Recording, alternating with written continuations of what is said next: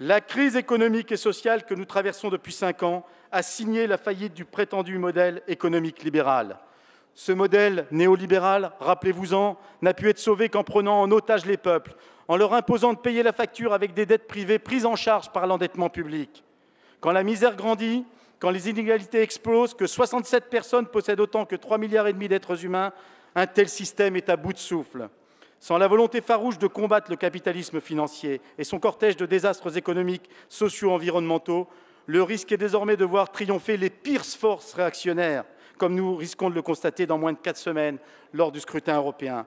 C'est la responsabilité historique de la gauche d'ouvrir une nouvelle voie, une voie qui combatte l'impuissance publique.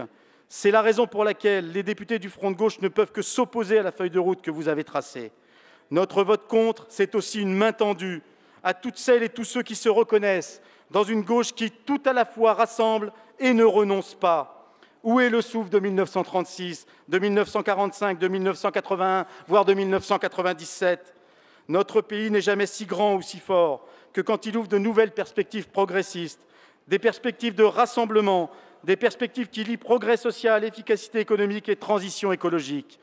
Monsieur le Premier ministre, face à une extrême droite qui se tient en embuscade et voudrait passer pour la seule alternative à ce modèle social libéral ou néolibéral à l'œuvre en France, en Allemagne, en Italie, écoutez la voix de celles et ceux qui refusent la division et portent les valeurs d'égalité, de fraternité, de liberté, les valeurs d'efficacité économique par la justice sociale. Je vous remercie.